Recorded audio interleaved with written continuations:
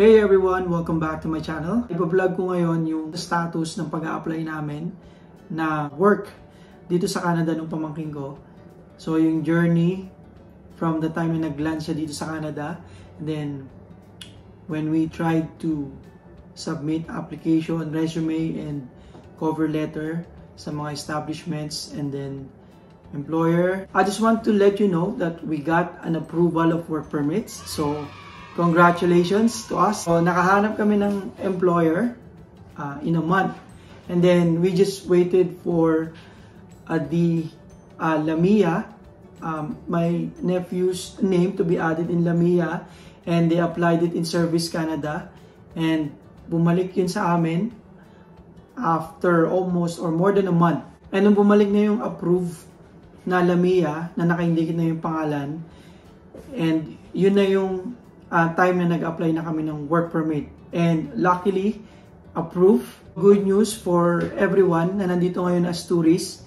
Hindi naman lahat ng LAMIA is may bayad. Gaya nung mga nag-comment sa pangalawang video ko na sobrang mahal. Like sa amin, ng pagtanungan namin, 8,000 Canadian dollars. And then yung iba umaabot ng 20,000 to 45,000 Canadian dollars.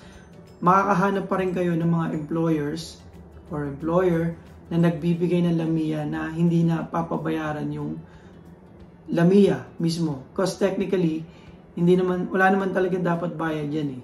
Employer ang may sagot ng pagbabayad ng LAMIA para makakuha sila ng foreign worker papunta rito sa Canada. I-share namin sa inyo yung naging process.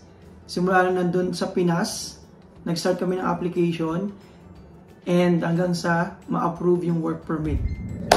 Umpisahan natin to sa pag-congratulate muna sa'yo, Onyel. Thank you. And hello guys, hello everyone. So Onyel, meron din siyang YouTube channel. And follow my YouTube channel, Onyel Divino. Kasama ko rito yung name and then yung pic. So ngayon, share natin sa kanila yung naging proseso nung journey mo.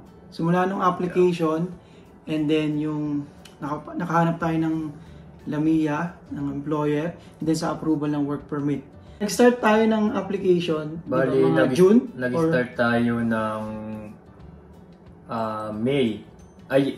April 25, mga ganon. April 25 this year, 2023. So, nag-submit tayo ng, sinend ko sa inyo yung link.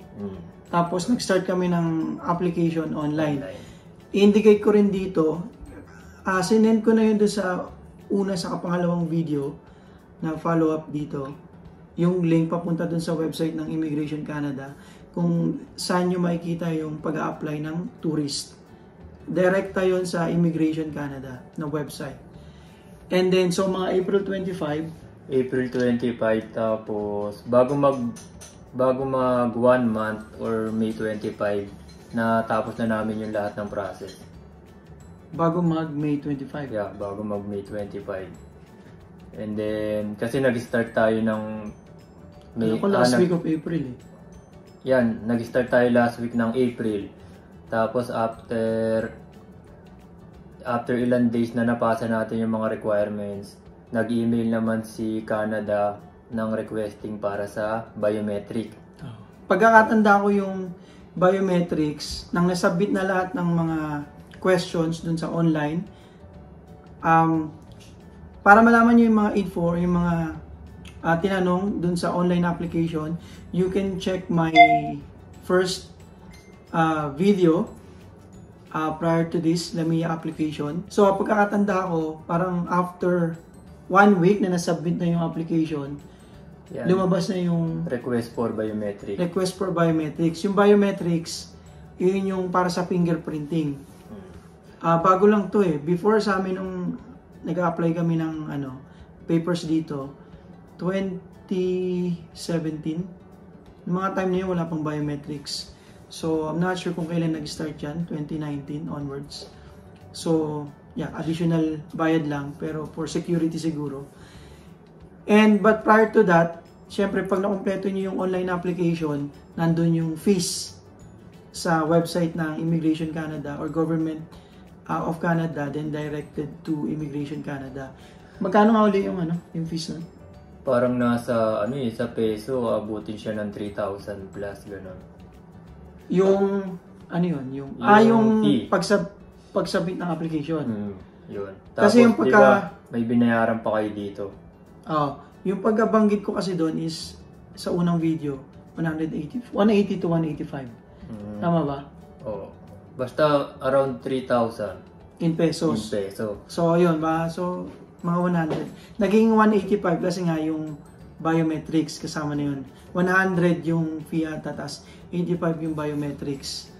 Tapos, doon naman sa biometric, wala namang ibang hiningi or pinadalang requirements. Ang kailangan lang nila is i-double check yung mga pinilapan mo and yung mga sinabit mong requirements. Tapos, after nun, tapos na. Uuwi ka na agad. Tapos mag-aantay ka na ng email para sa susunod na process. Yun na yung sa biometrics. Saan kayo nagpunta nun? Saan? Doon din sa Makati. Hindi, ang biometric doon na mismo sa embassy sa Makati.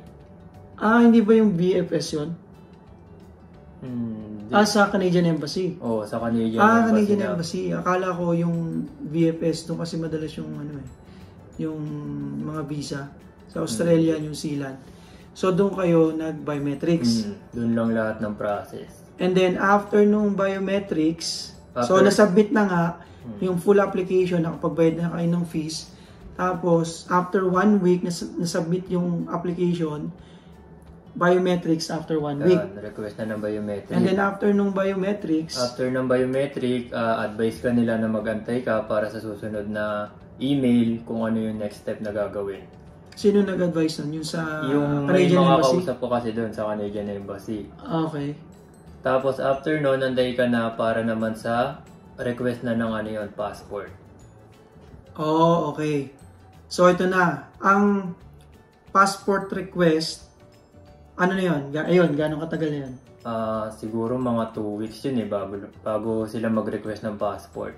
2 weeks after nung biometrics. Since nasabit yung application, so 3 weeks yung inabot ng passport request. 3 weeks bago yung passport request. And then, passport request, anong proseso pumunta kayo sa passport request, wala ka naman ding dadalhin, kundi yung passport mo lang, tapos iiwan mo lang sa kanila yun.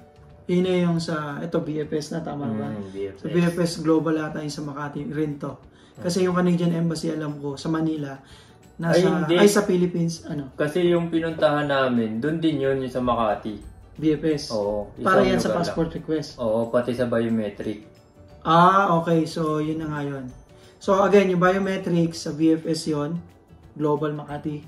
And then, yung passport request after 3 weeks ng full submission sa BFS uli. Tapos, nung nasubmit mo na yung passport, kasi ilalagyan nila ng Canadian visa. Pag pumunta kasi kayo doon para sa passport request, itatanong nila sa inyo kung ano yung gusto nyo, kung for pick up or pwede rin i-deliver na lang nila sa inyo. Ako kasi mas pinili ko yung pick up kasi para mas mabilis kung sakaling ma-stamp na. Kung ano kasi, excited ka No? Oo, excited. Kasi pag deliver, baka matagal pa o kaya may mangyari pang delay. Tapos, ang sabi lang din nila sa amin doon sa passport request, hindi daw yun guaranteed na ma-aprobahan ka or may stamp. Bakit? Yun yung sabi nung doon. Oo, hindi pa daw siya guaranteed. Pero syempre, ni-request na malaki na yung chance or possible na ma-aprobahan ka na. Okay. So, ano kaya magiging cost ng re-reviewing pa uli application mo?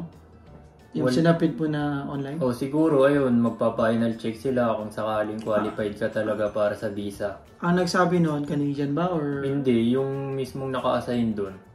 Pero mga puti yun? Hindi, mga Pinoy din. Okay. Pero ang final decision noon, alam ko kasi, yung passport nyo, dinala yun sa Canadian Embassy, pabalik lang sa BFS yun. So, yun, pinagbasihan pa rin talaga yung full application na ginawa nyo online, yung submission. Again, yung gusto nyo malaman kung ano yung mga tinanong doon, check nyo lang po yung first part nitong sequel nitong video ng Lamia application. And then, yun na, passport request, ang approval. Tapos approval parang 4 to 6 days yata, pina-pick up na sa akin kagad yung passport. Tapos yun, pagkakuha ko, saglit lang naman yun, may stamp na.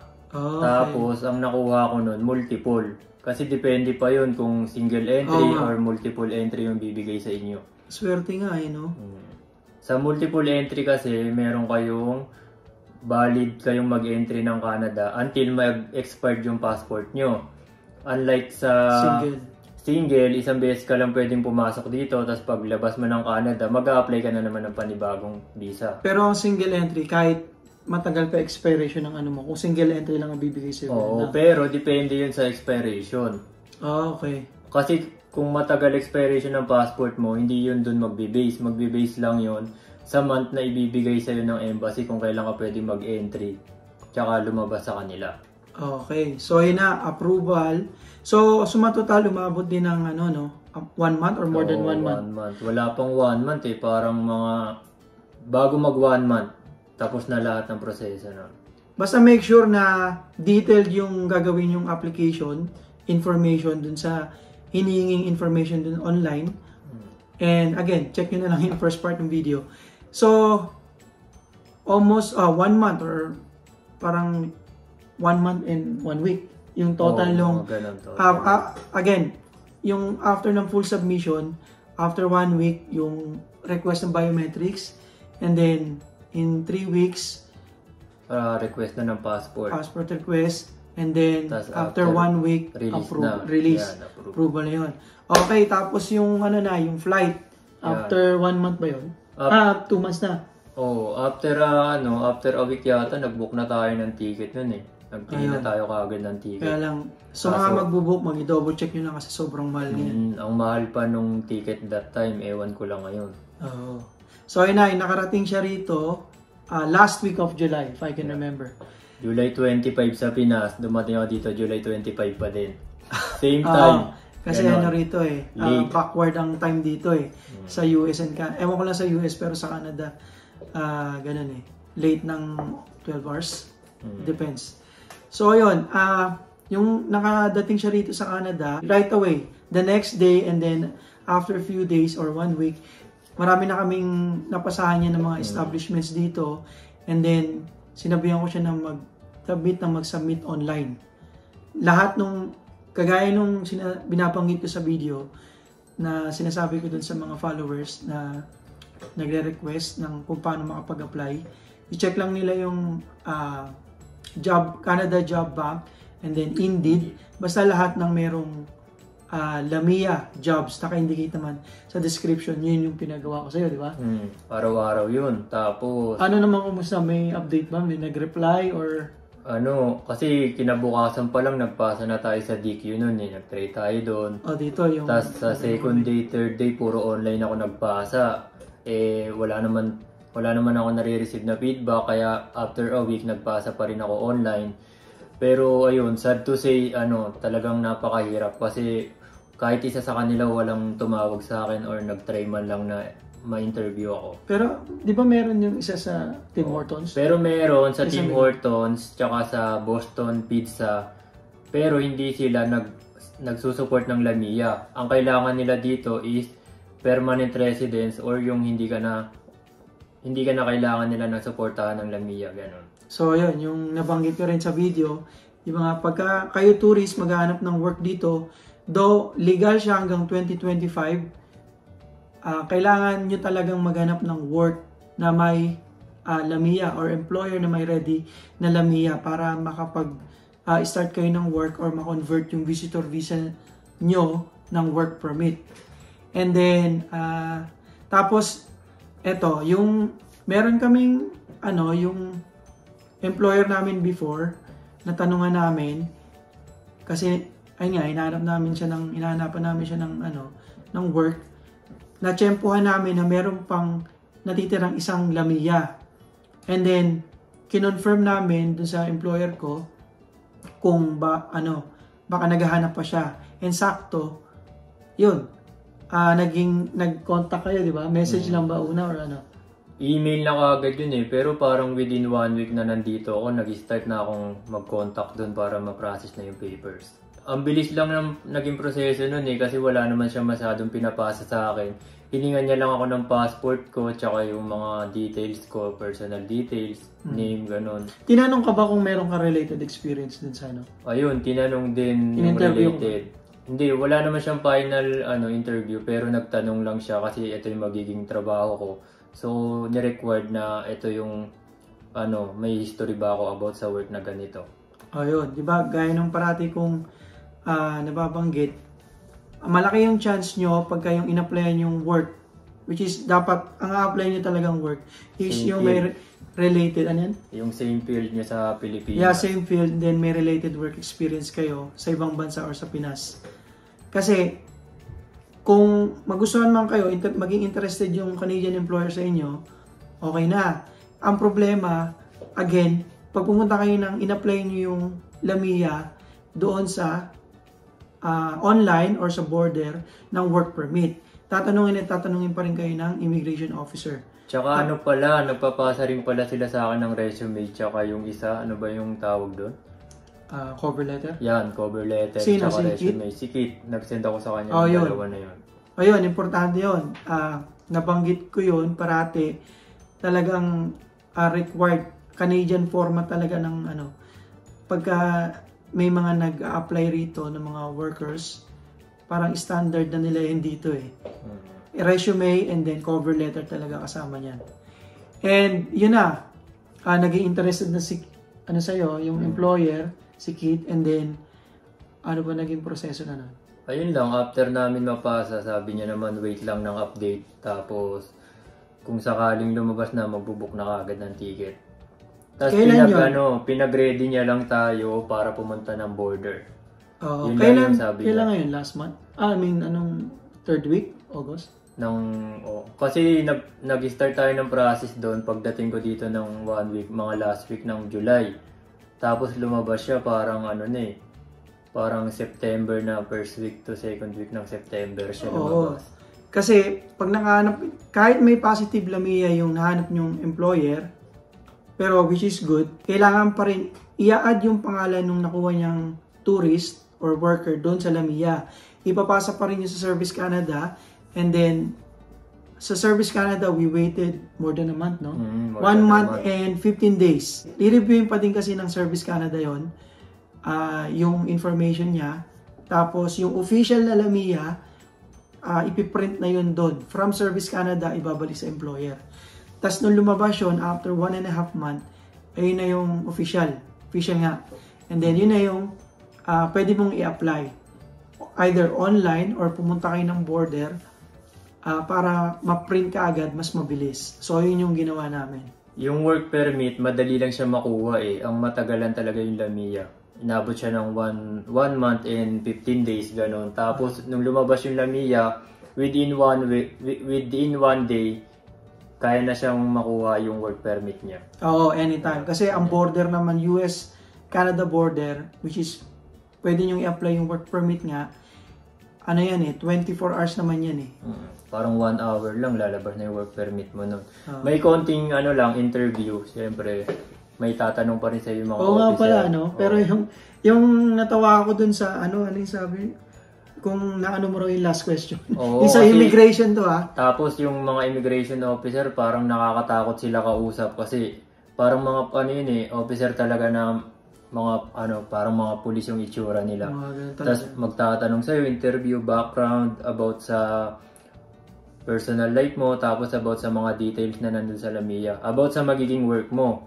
Yun yung importante na related dun yung field na napasukan mo kasi i-confirm nila kung kaya mo ba yung trabaho na to, kung alam mo ba tong trabaho na to, tsaka kung saan ka magtatrabaho. Kaya maganda na bago kayo pupunta doon, marireview nyo rin kung ano yung tatrabahuin nyo. So yun, noted yun mga kabayan. Paulit-ulit kong binabanggit sa video ko na kung kayo nandito as tourist, mag-apply ng work or work permit, kailangan related talaga yung work experience nyo. Kasi tatanungin kayo sa immigration or sa online man kayo nag-apply. And lalo na kung skilled job or work yung ibibigay sa inyo ng employer, mas matindi yung talaga yun, interrogation.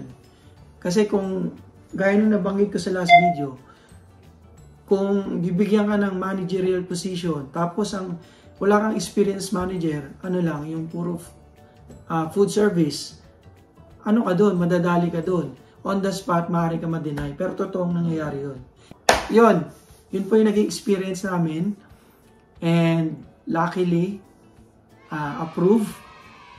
Talagang blessing. Naniniwala ko kung para sa'yo talaga yun. Ayun nga. Hindi sabi ng mga nakasama ko na ang swerte ko. Kasi ang dami kong nakasama dito sa Canada. May mga nakilala na rin ako. And sila mga katulad ko na tourist. Pero nauna pa sila sa akin. Until now, wala pa rin silang nahanap na trabaho. So ayun, ang sinasabi lang nila, ang swerte ko daw kasi nakakuha ko agad.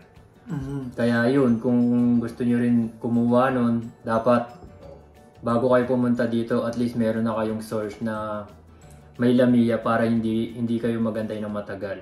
Oo, kasi ang unang dapat nyo i-consider dito, kung nag-tourist kayo, dapat yung gastos din, yung mga titiran nyo, and then yung panggastos nyo araw-araw. Pero sa amin wala namang problema kasi kung may matutuloyan kayo na kamag-anak, so mas okay yun. And then, just to add, yung employer namin ay yung nahanap niyang employer, which is our ex-employer, may immigration consultant na tumutulong sa kanya kasi kalimitan ng mga Canadian employer dito, hindi sila maalam sa proseso ng pag-hire ng mga foreign worker. So, dumaan siya dun sa immigration consultant ng employer. But, overall, naging maganda yung experience. And then, kahit pa paano, nakaka-sideline naman siya rito. So, kumita siya ng, kahit pa paano, nakabawi. Basta madiskarte ka lang kahit anong trabaho, kahit anong sideline na pwede mong gawin dito habang nag-aantay ka. But as a whole, before kayo pumunta again, dapat i-research nyo po ulit kung sasabihin. Mag-research kayo dun sa lugar na pupuntahan nyo. And then, kung nasa Pinas pa lang kayo in other home country, do your diligence research about sa Lamia. Kung papunta pa lang kayo dito, mag-check na kayo online ng mga Lamia and then employers. Thank you so much for watching. And again, congratulations. Thank you. Thank you rin sa And sana sa mga tourists na nandito and papunta, hopefully makahanap din kayo ng employer na nagbibigay ng Lamia. We just got lucky na nakakuha kami ng wala kaming binayaran sa Lamia. Kasi gaya ng nasabi ko sa pangalawang video, yung iba, nagpapabayad na talaga ng Lamia. And maraming kumakagat or kumukuha rin kasi maraming gustong magkapapel dito sa Canada. Tsaka ang maganda doon, kasi kahit yung plane ticket ko papunta doon sa trabaho na papasukan ko, sagot din ng employer yon. So, ang ginastos ko lang talaga dito, yung pamasahe ko papunta ng Canada from Philippines. Yun dito, wala na masyado. Which is technically, yung before sa amin, wala pa yung ganitong mga status na nangyari ngayon. Lamia talaga, employer sasagot niyan. And then yung flight ticket nung foreign worker from home country, then pag natapos dito, hindi na process yung papel, pabalik dun sa bansa nila. Employer talaga yan. And then tutulong sila sa accommodation and whatsoever, kung ano man yung kailangan nila during ng stay nila rito sa Canada as worker. So, thank you so much for watching this video. And I hope na makakuha rin kayo ng work or employer with Lamia dito sa Canada. Ayun yan guys, and don't forget to subscribe and click the notification bell button. Pati ako, subscribe nyo na rin. Kasama nyo na, ulitin mo na lang yung channel mo. My YouTube channel is Oniel Divino, and Facebook ko ganun din, Instagram kung gusto nyo ako i-follow and i-subscribe. Thank you for watching. Sasama ko na lang din dito sa yung photo. Yeah. Thank you, Bye. and have a good day.